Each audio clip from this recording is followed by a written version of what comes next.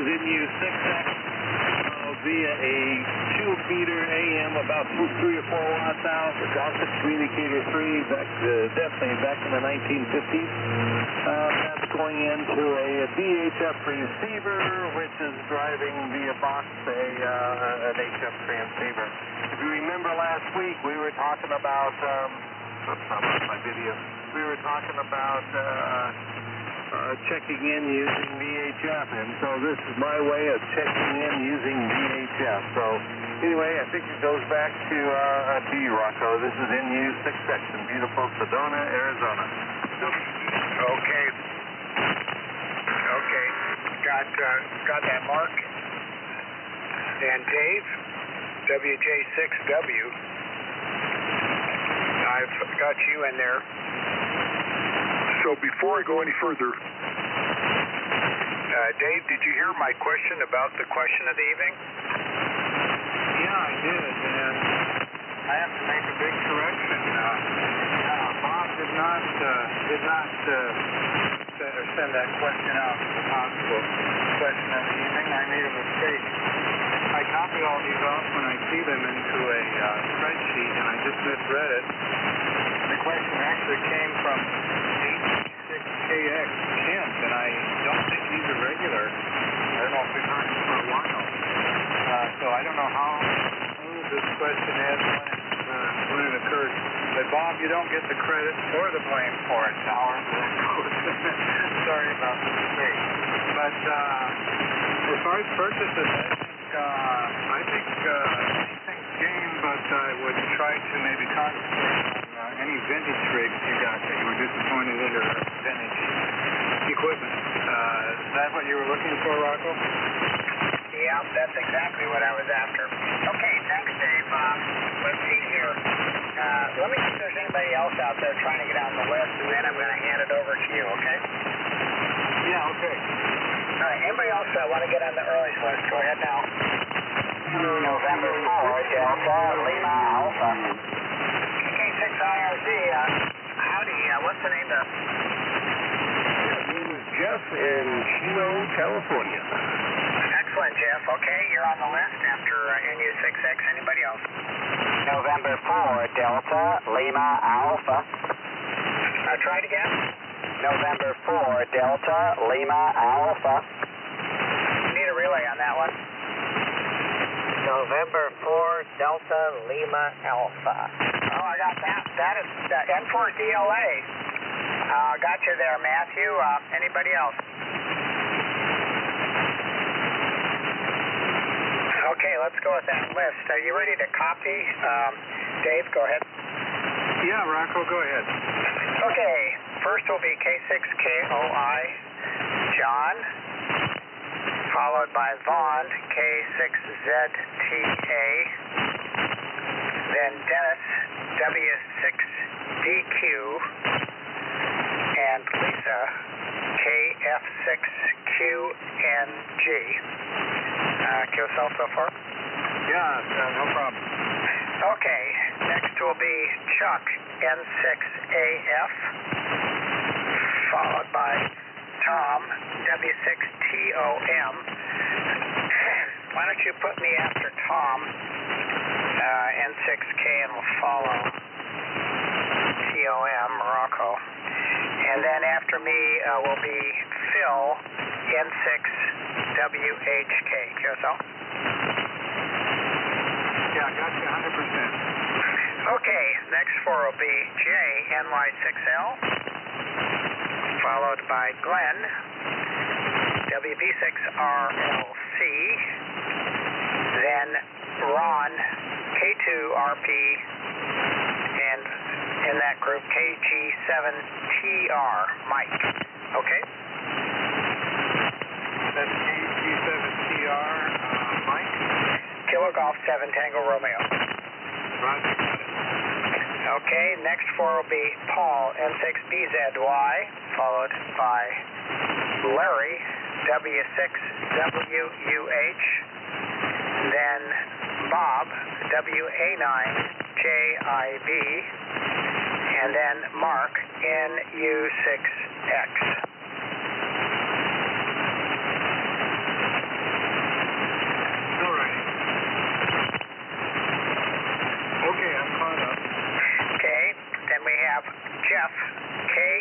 IRZ, followed by Matthew, N4DLA.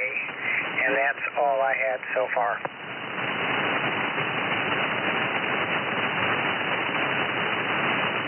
Okay, that's a pretty good list.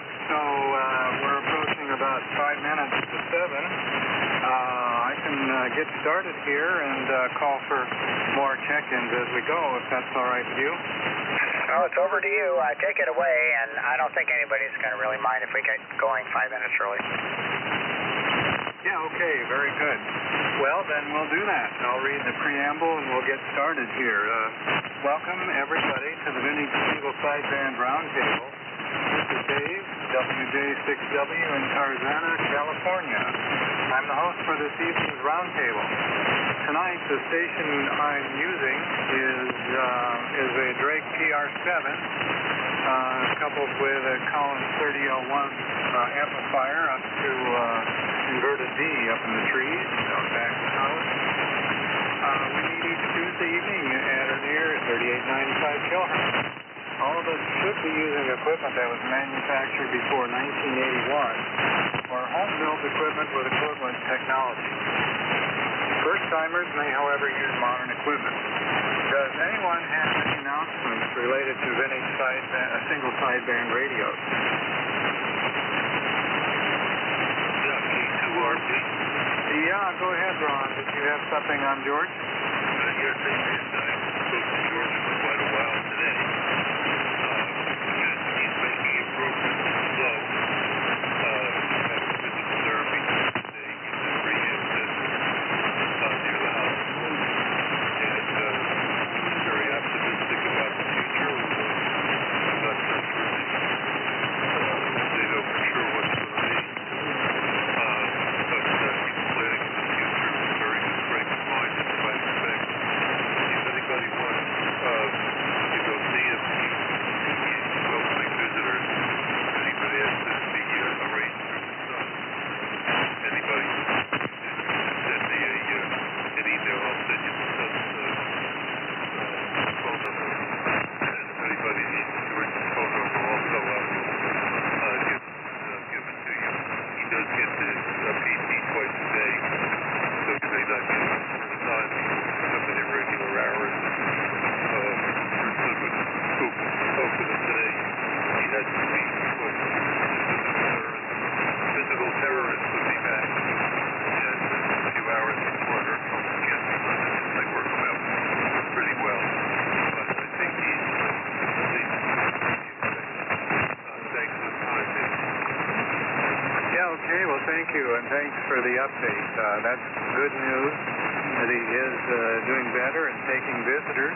Did everyone copy that or needs any relay information on George? Okay, well, let's continue on with our question of the evening. And tonight, this question is not mine, but it came from E6KX. And I don't remember where he's from or anything, but it was in my notes. So, what has been your most disappointing ham radio related purchase and why? This could be anything from a $10 item to much more. Do you know if the item is still available? So that would apply to anything, more modern. And what would you have purchased instead of your disappointing item? So answer any or all those questions. But please try to keep your transmissions to 2 minutes or less to let everyone have a chance to make their comments in a reasonable amount of time. And we have a pretty good sized list today, so please keep it as short as you can, down to 2 minutes.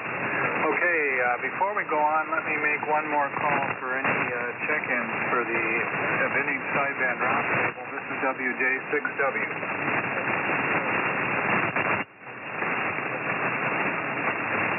Okay, nothing heard, and so we'll continue on.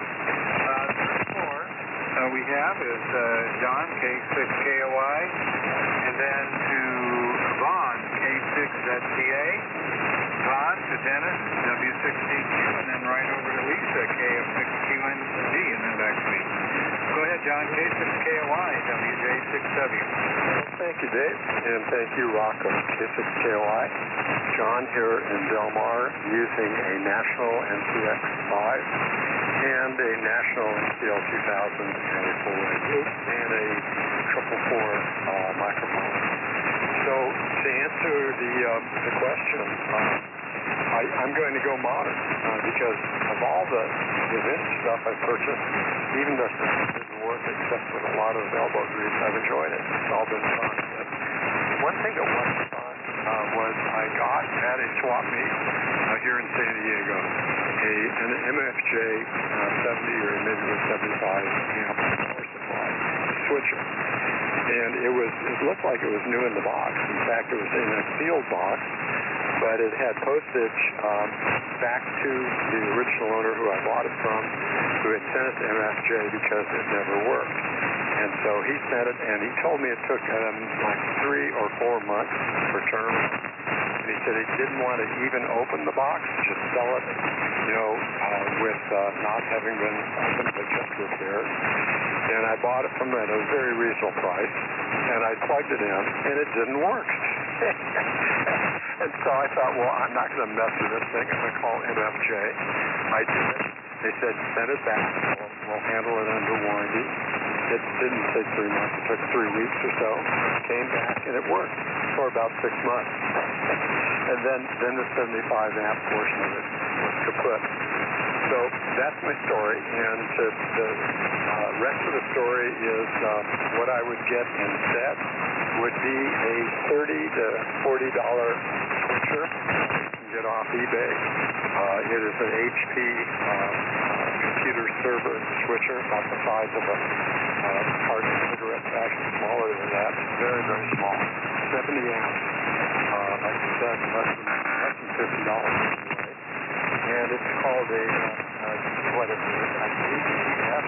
EBS 1200 FTA.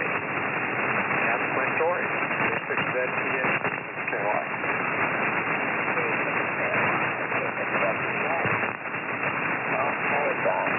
Yeah, well, what a story. Yeah, Vaughn, Victor Officer November in Woodland Hills, and we're using a 100K input right now. And a Drake 2B and an inverted B at 55 feet, and the microphone is at 10 feet. So, well, it's like music. Well, the most experience I had was a disappointment, and that is because it wasn't. I had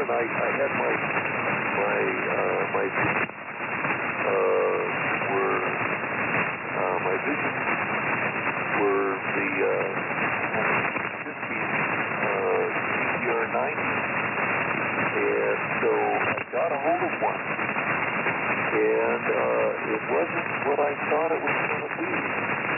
Somehow it wasn't quite where I wanted to go, and so instead I got an SX96, which is what I want.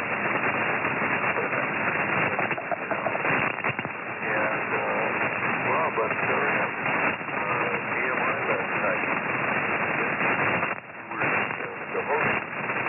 And I was out to dinner with Nan, and that's the story. Anyway, onward and upward. Okay, Dennis. W6DQ, K6ZTA. All right, Vaughn, thank you. K6ZTA and the Vintage Single Sideband Roundtable, W6DQ, Dennis and Inyo Kern, where we're running the KWM 380 as usual, and Alpha 87 amp out to the horizontal loop. 160 meter full wave loop at 50 feet, 540 feet of wire. Okay. SM280 microphone, all the usual stuff. Well, interesting question, and it's most appropriate because I just completed something I've been extremely disappointed with, but no surprise. It's something from our friends at MFJ, but on their high gain product line. And I was realizing I've been using high gain products for over 50 years. I mean, 50 years ago I had a high gain TH3, and it was perfect. I mean, it went together easily. The parts were perfect. Everything fit their current crop of high gain antennas are essentially homebrew. You have to build it yourself. You have to basically re-engineer it to make it work. And the last two antennas I've had for them, I had an LJ203. It's an LJ203CA, I think, and then I just picked up an LJ105CA or BA, I can't remember. Anyway, it's a 5-element 10 meter. Both of them had exactly the same problem. The tip, the small end of the element, there's their multi-section swedged aluminum tubing. The outer sections would not, you couldn't clamp down on the tubing. You clamp it down as tightly as you can with the hose clamps that they give you. And it wasn't the hose clamps' fault, it's just the way that the swedged ends are cut. You couldn't clamp the outer section, so it'd slide in and out. And both of these antennas, both the 203 and the 105, have had exactly the same problem. But the 105 had a few other problems, like the beta match clamp for the boom was the wrong size. It was not designed to fit a 2-inch boom. So I had to fabricate my own. And the way I got around the swedge sections is I took a hacksaw and cut an extra slot. So I removed some material, and then I could clamp it down with a hose clamp. But even on the 203, after adding the extra slots, I was looking at it today, you still can't clamp down on it. Anyway, the 105 is in the air. It's working extremely well. I'm real happy with it now. The 203 is yet to go back up. But I'll tell you, if I had my druthers, I'd spend the money and go with something from M Squared. I've had a lot of M Squared antennas, including a 3-element 30-meter 3-element 30-meter Yagi here. That is it's a work of art. It's a beautiful antenna. I hope to get it up in the air someday. But high gain is not what they used to be. So there you go. That's my story here. Rocco, thanks for taking the earlies again. And Dave, thanks for hosting this evening. Great question. And I'm going to send it over to Lisa at KF6QNG and the Vintage Single Sideband Roundtable, W6DQ. Okay, thank you, Dennis. And let's see. I don't think I really have an answer to the question. Makes Dennis happy, then I'm happy, you know? So, what else can I say? I'm disappointed if he's happy. So, there you go. That's my answer. Go back over to Dave. Thanks for running the net this evening. So, WJ6W from KF6QNG.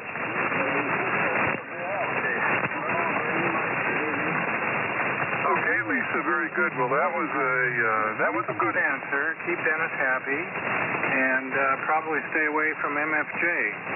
You know, I was going to maybe defend MFJ a little, but I'll have to agree. Most everything I get, I'm somewhat disappointed with, but I worked it out, so it's okay. You know, it's amateur grade stuff, but the antennas I know used to be made in Lincoln, Nebraska. That's where high gain was. And I went to that factory. They also made broadcast gear way back when, and I went there to check some out. But they're probably no longer made there in Lincoln, and probably it's moved down to MFJ's headquarters. Anyway, glad you were able to get something going there, Dennis. Okay, let me check for any more check-ins. Anyone who wants to get on the list, come now. 6 little green light.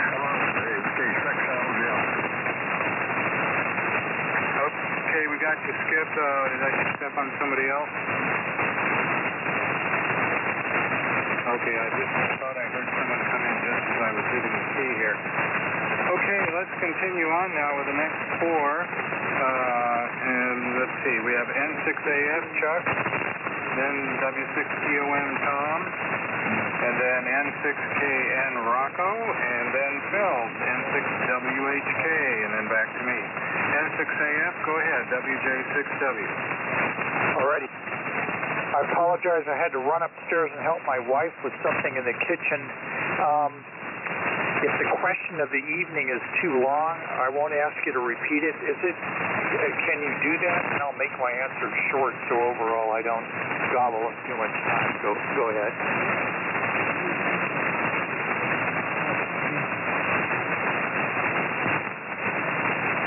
Is he copying me? Let's see, I'm not really copying. I didn't have my SDR up, but I'll try again. Did you want me to repeat the question, Chuck? Yes, sir. QSL. Okay. QSL. You put in your most disappointing ham radio-related purchase and why. And it could be anything. Is this item still available for purchase? And what would you have purchased instead? So, go ahead, Chuck.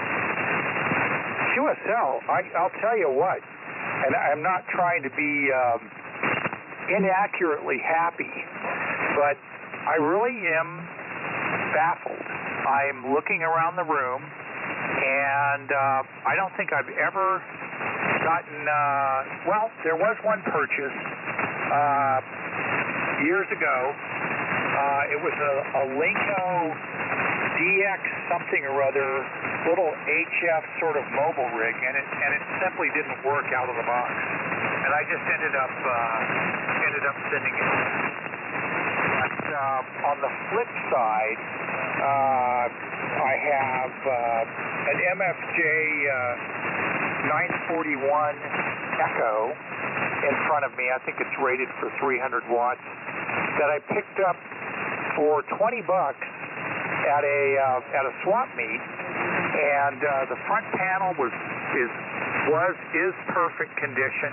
The top cabinet, the black metal cabinet top, was all marked up and not really scratched, but just I don't know if the guy had spilled something on it, but at any rate, it's one of these deals where I brought it home and sanded it, took it out in the backyard, spray painted it, and it looks gorgeous. And it works perfectly. I use it for homebrew rigs, matching them into a couple of amplifiers I have here. So it's a tuner that I put between my rigs and my typically my SB220 or one of my homebrew amps. So anyway, that's the answer to the question, and thanks for running the show there, and thanks again, Rocco, for taking the early W6TOM to take it, N6AF.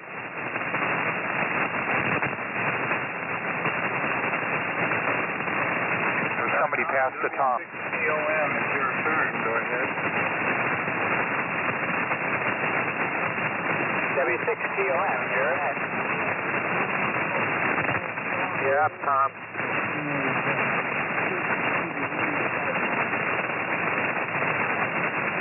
I don't believe he's there. Around, let me put a question mark by his name. We'll try to pick him up later. So, Rocco, it's your turn. M6KM, go ahead. Okay, this thing is still Drifting there. Might be a little bit better. Well, this is a interesting question for me. I have bought some real turkeys, stuff that people have just given up on. Probably most of them given up in disgust. But the one that really disappointed me, because I thought I had made a really good purchase, and this was an SB34 that I picked up at TRW many years ago. And a lot of you guys are saying, yeah, they just don't work very well even when they're working. But that wasn't the issue. The thing was in really good shape physically. All the knobs are there, everything was hunky-dory on the front panel. Paint was good. I opened it up and everything was there and looked pretty darn clean. And I thought, oh man, this is going to be easy, right? Well, then I flipped it over and looked at the bottom of the chassis, and I looked at it carefully and I said, something's not right here. And I I think it was a total of 4 of the band switch wafers and crushed, broken in two like an Oreo cookie would be broken into with all the wires still there.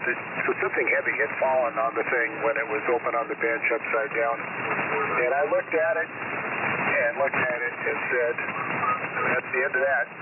So I sold it for parts, but I was not a happy camper. All right, let's see here. With that sad story, it goes to Phil, N6WHK. Go ahead, Phil. Well, thank you very much. Boy, there's some interesting equipment being sold and bought here. I'm running a Swan 350 Delta through the Maritron amplifier, one of MSJ's finer products, and to a coaxial dipole antenna, and that's what I'm using. My biggest mistake I ever bought was an MSJ 989D tuner. The problem was every time you fired up on 40 or 80 meters, it would drive the metering crazy in there. It would peg both needles, and you never knew where you was at. We ended up taking it apart, and the little brain of the machine, we put a shield over the top of it, piece of aluminum, and riveted it down to the case on both sides of the unit. Put it all back together, and it's been working perfect ever since. And I've talked to about 3 other people who've had the same problem with that same tuner. So that's my biggest problem with any material. Most of boat anchors I expect to have a problem with if you get used, but most of those are fixable. You figure something brand new out of the box should work, but it didn't. Anyway, with that, back to that control. WJ6W, November 6th, Whiskey Hotel Kilo. Okay, Phil, thank you. Well, that's very interesting on the MSJ 989. I had one here, well, I still have it. It's not in line anymore, but I had one of those 989s for many, many years. So, and never had that kind of issue. So, it's a 989C, if that makes any difference. But that's interesting that they apparently had that on some bill anyway. I actually replaced it with an MSJ auto tuner, and I opted to go with that instead of a really good Palstar. The Palstar physically wouldn't fit here, and I didn't need too much auto tuning. It seems to work fine. The one thing I didn't like about it is the meter only reads average, which didn't excite me, but I put in a mod, a peak meter mod, and that works out just fine, and so I'm relatively happy with it. It does what I need to do. And Rocco, the band switch crushed an otherwise beautiful radio. Boy, that's something. I wonder what the backstory was on that. And let's see, I didn't comment on Ron, your CCR90. That's interesting. You didn't like it, but I think it went to George up at San Ynez, and he seems to like it a lot. So I guess it's all individual stuff. And John KOI here, he service. That's a great idea. Something industrial spec probably could last forever. So that's a great way to go. Instead of the amateur grade, I guess, switching supply. Okay. Let me call again for any more check-ins to the sideband roundtable. WJ6W. Okay, I think we got everybody then for this evening. Tom, W6QM, are you back? Go ahead. Okay, nothing heard from Tom. So the next 4 I have is Jake, NY6L. Then it goes to Glenn, WB6RLC. And then to Ron, K2RP. And to Mike, G27TR in the back. NY6L, Jake, go ahead. Hi, Dave. Good evening to you. Everybody in the sideband net NY6L, Jay here.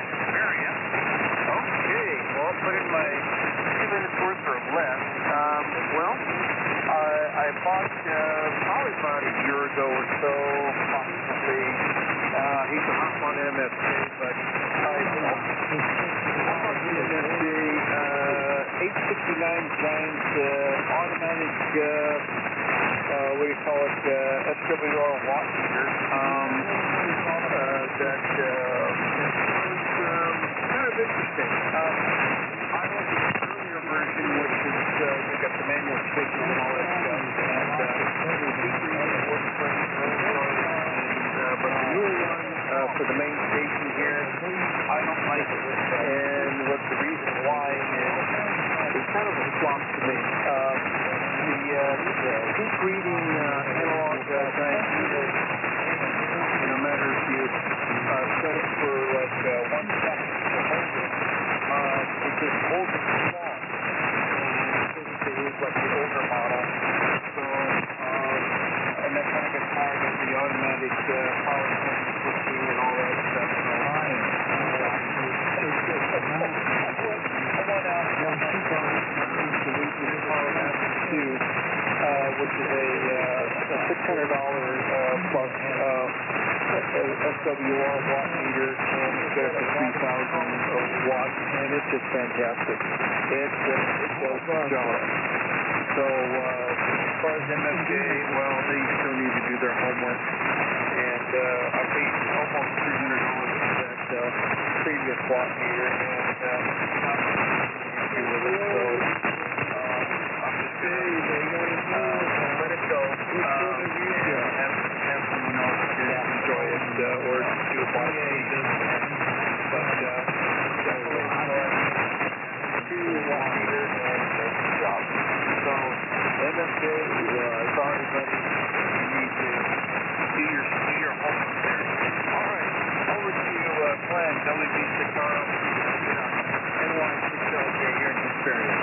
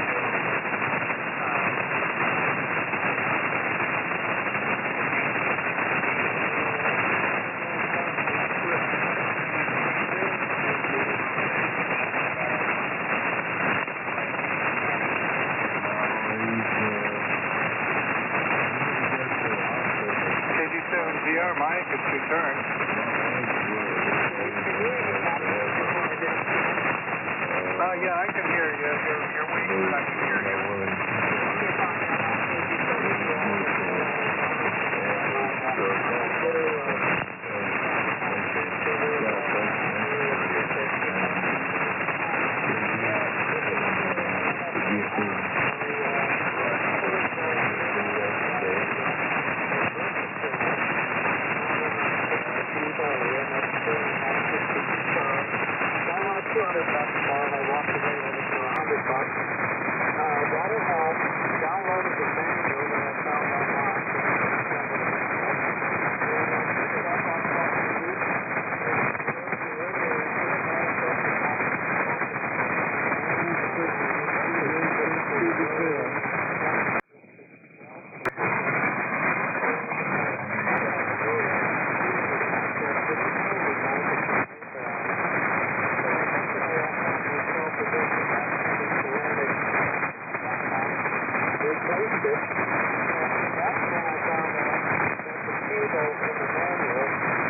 The recommended settings for each band was totally backwards. So, for example, the maximum adjustment station would be at position 8, position 8 to L. Turns out it's actually position 1. So, I was totally 180 degrees out of the wrong position. The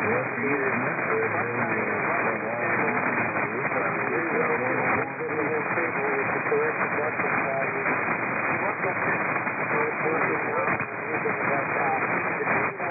Unit, the later one had a rotary but this one was fine. I thought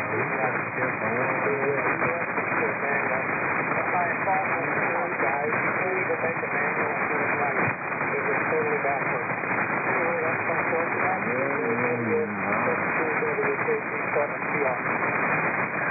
Okay, Mike, well, that's quite a story. MSA's really taking it on tonight, isn't it? The recommended tuning setting table was compiled backwards. Boy, you would think that one of the issue that they would have certainly fixed that, the one that they're issuing now, the full product, would be correct. Maybe what's on the internet just hasn't been updated. So, yeah, very interesting. Okay, well, let's continue on. Now, let's see. Glenn, thanks for the information on 10 and longitude antenna, and that may indicate why we haven't heard from it. So, yeah, I just don't remember him. And let's see, MSK problem, and let's see, and the array solutions, well, they're always a fine company to go with. They seem to have pretty good switches and meters and so on, so very good. Okay, continuing on, we have Paul, N6BZY next, and then to Larry, W6WUH. Larry, turn it over to Bob, WA9KIB, and then over to Mark, U6X, and then turn it back to me. Okay, N6BZY, this is WJ6W.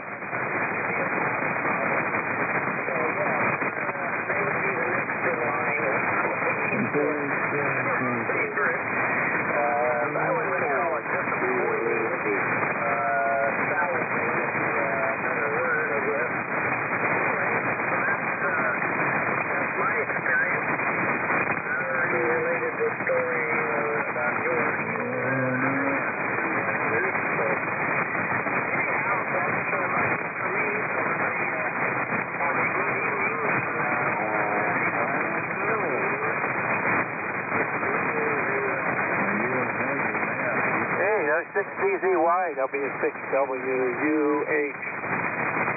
Larry in Occidental. Signals are very weak here tonight. That's all I can say about it. Well, let's see. I think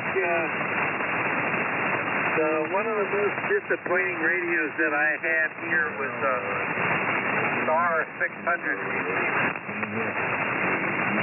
It just wasn't very darn good. Didn't like it. Worked on it, didn't like it. Yeah, didn't think much of it. Another was a Lafayette general coverage receiver that was made by Trio. I think it's called a KT-33 or something. And, I don't know. I just expected too much of it. I don't like general coverage receivers. It wasn't stable. It wasn't selective. It wasn't anything. So those are both Japanese receivers, and those are on my list. I think MFJ stuff is utter crap and really beneath comment. I cannot understand why anybody would ever buy any of it. It's just beyond me. If you look inside it, it's just cheap crap, overrated, badly designed at the level of construction. I'm bored. So I don't get it at all. Over to you, Bob, WA9JIB. See, I promoted you back to being at the 9 land again. WA9JIB, W6WUH. Okay, Larry, W6WUH, WA9JIB. Bob over here in chilly La Cañada. Well, we're supposed to get rain again tomorrow. Believe that. Temperature in the house today never got over 65 degrees. Cloudy, but and a very cool Memorial Day weekend, but I'm not complaining. How many stations tonight just for debate? I've got an early kitchen started, so it's close to the kitchen while I'm taking this. MT-101E. And MSJ. 60 feet on the 1.5 kilowatt roller inductor in front of it, which works great. Right across the community, all that. And all that up to my drive home.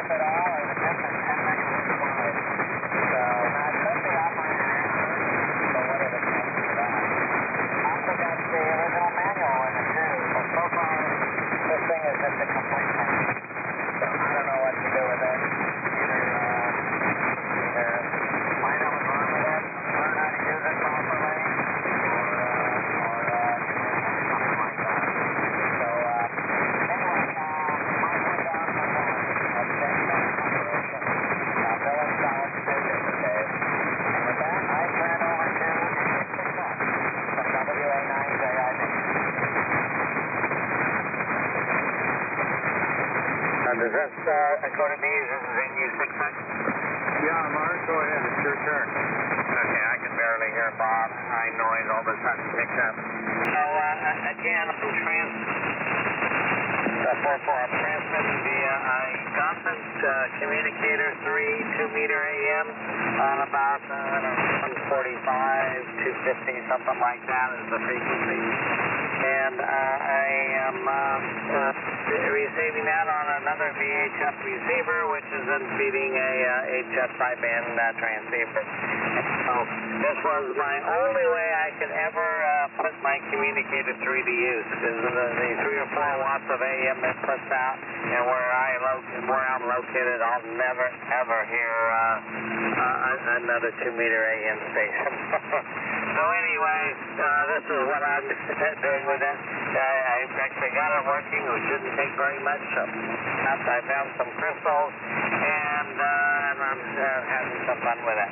So as far as something I was disappointed in, I got a very expensive Siglet DVM for my workbench. This is a higher-end multiple digits, 4-wire and cost me about $400 is what I paid for it. And unfortunately, I had to send it back once, and now the software won't boot, and so I'm going to a different meter that was only about $50 or $75. So that's my story. Anyway, this is NU6X. Hoping my audio is working okay. Doesn't sound too distorted. This is NU6X. I'm not sure where to send it to, so I'm going to send it back to you, Dave.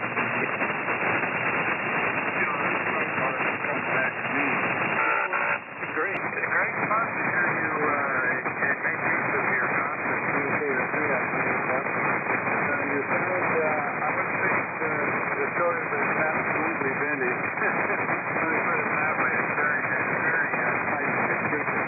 But I found you 100% here.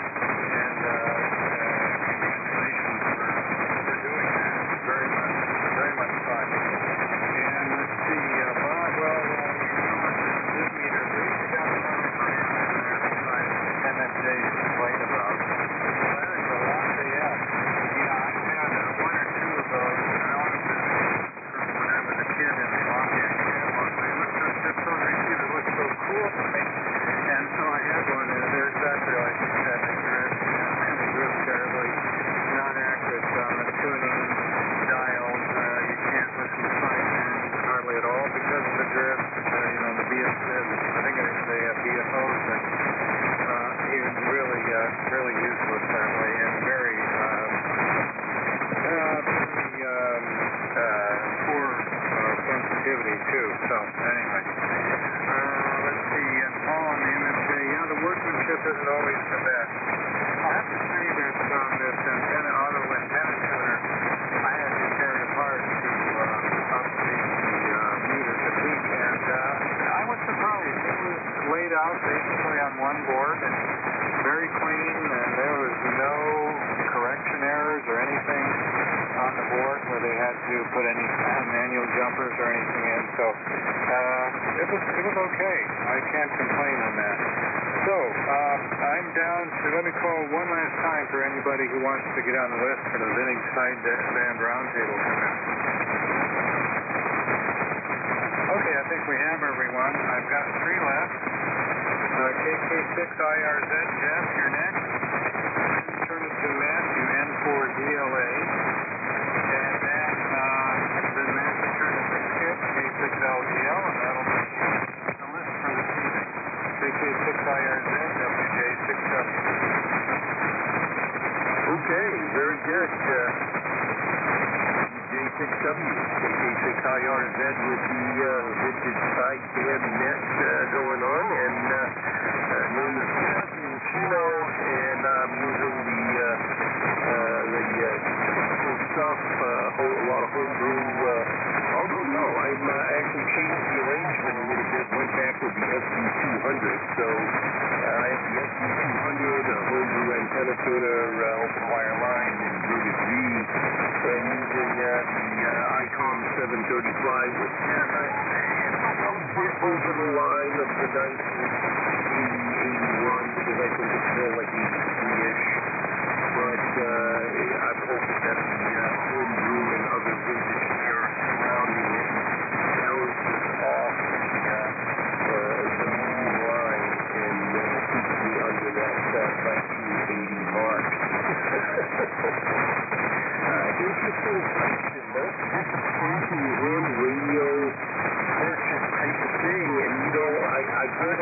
bashing MFJ, and I was sitting here thinking about, okay, let me see, can I think of one that really kind of caused me something different?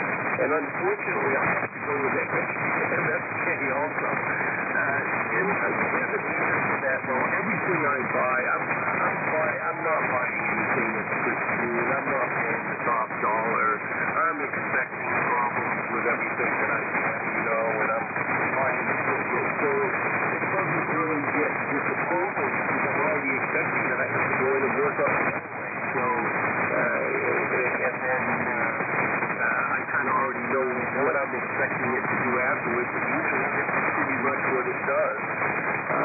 But I have had problems enough with MFG, and this is a pretty tuner cartridges in the 90s, probably I'm sure they're better now, but my experience of what turned me off to MFJ and starting to use homebrew antenna tuners myself was because I had so many problems with them back then. I would buy one brand new, and the first thing I would do is open it up, boot everything up, de-ox it, pull it all back down tight, and check the solder joints. That would be what I would do with a brand new. I treat it the same as if I had bought it at the swap meet. And usually that was okay. The parts they use aren't that bad. For me, it was the workmanship. And then, of course, when I started getting a little bit more power, I just started building my own antenna tuners anyway. So I kind of grew out of them. But over the years, I would say that those were the things that gave me the most trouble. Everything else, I was kind of already expecting it anyway. Because I don't really go out and I've ever bought a brand new radio. Yeah, I don't think I've ever bought a brand new radio. I don't think I've ever bought a radio that was close to brand new. I take it back. I guess I've bought 2-meter rigs. But I don't get on 2 meters very much at all, so I even forget sometimes that I have them. So in any case, that's the situation over here. It's been nice and working on the ham shack. The ham shack has come together for the boat anchor migration on Saturday. The herd of boat anchors that have been hanging around my ham shack started making their way over to their actual locations on the show. And so that's pretty nice now. I got a little horseshoe wrap around to the piston. And finally going to be able to start putting a few different things on. I can't wait. It's going to be fun. So over to Jeff. It's your turn. This is KK6IRZ, and good evening, everybody. Okay, thank you very much, Jeff, KK6IRZ, and the Vintage Single Sideband Roundtable. This is Matthew, N4DLA. I'm in Orinda, California, about 15 miles east of San Francisco, using an Atlas 210X transceiver from about 1977, 100 watts out, Shure 444 microphone, feeding a coaxial dipole antenna sloping down from 60 feet. And MFJ has had issues. I have an MFJ model 867 dummy load SWR watt meter that after about 10 years just quit working, and sent it to MFJ. They fixed it. They said some coils had gone bad in it. Why? I don't know. I didn't play Frisbee with it.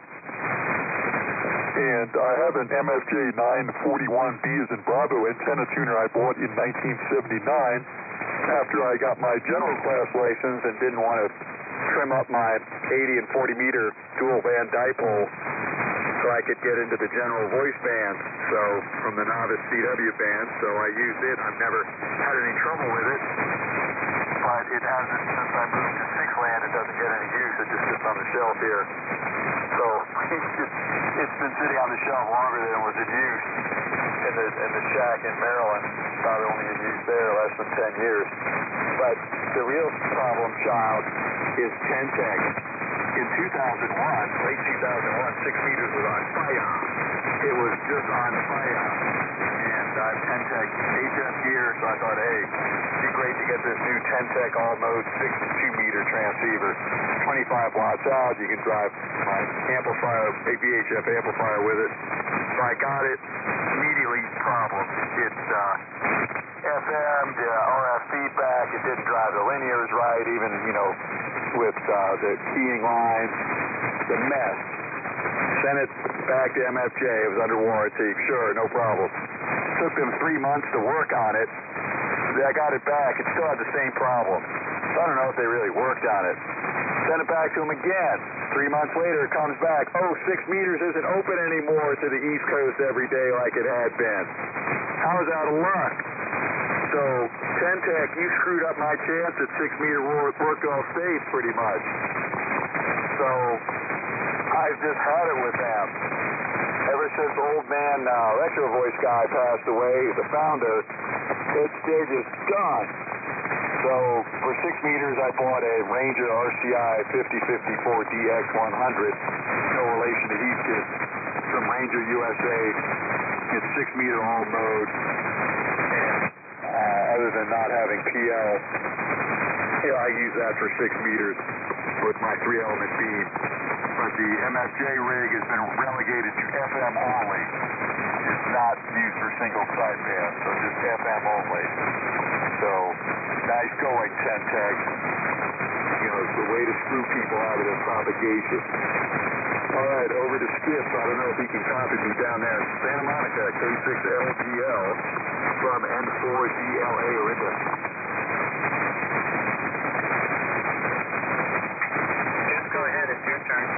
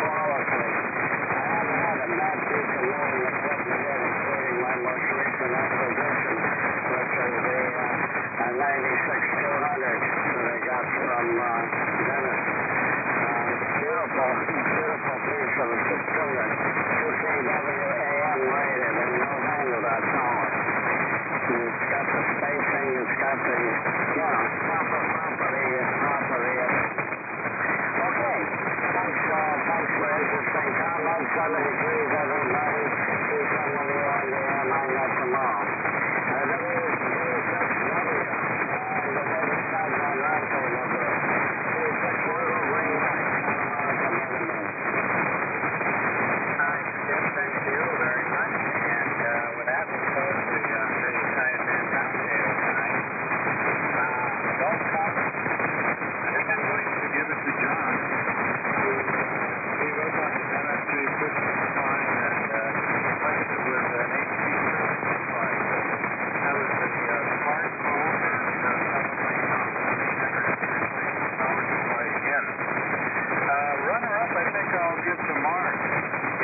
Not because of the response to the question, but because of the cool setup there with the communicator, got the communicator 3 to the VHF receiver into a transceiver.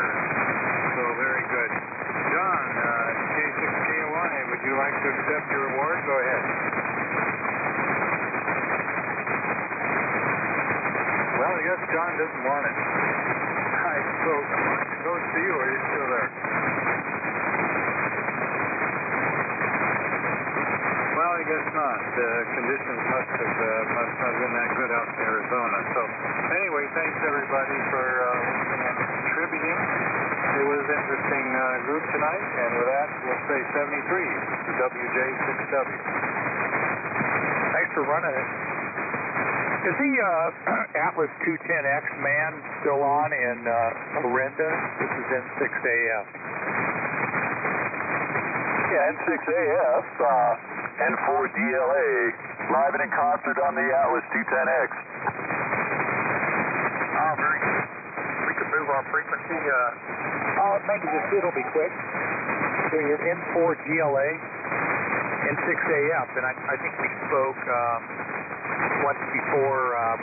So this is, I think mine, I think I figured it out from the serial number maybe. I think it's a 1976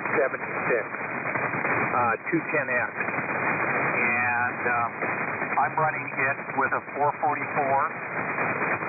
D mic.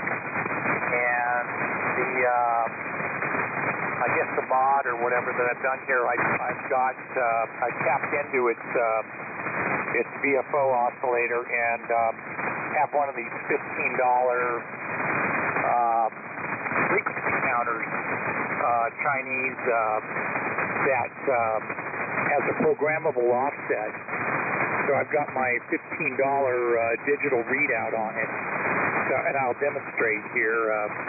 Let me move it up a little bit, and then a little to the left, and then I'll kind of dial it almost back to where I was when I first called you. Pretty cool. Imagine that, the digital readout on a ham radio, N4GLA, N6AF. N6AF from N4 Delta, Lima Alpha. Okay, Chuck. Oh, great job in getting that to work. Now, Atlas did make an outboard digital readout for the 210X, but I've never seen one for sale. But it would be neat to get one. But I'm sure that offshore one's a lot cheaper. The instruction manual that came with my 210X was dated October 1977, so I'm just concluding that this when the radio came out. I don't know. I know the Radio Shack date coding for their equipment, but I don't know how Atlas does their serial numbers date coding wise. Yeah, I'm not really sure. Anyway, in there, 75, 76. Let's see. So I bought this used off of eBay. I think it was $125 or something like that, and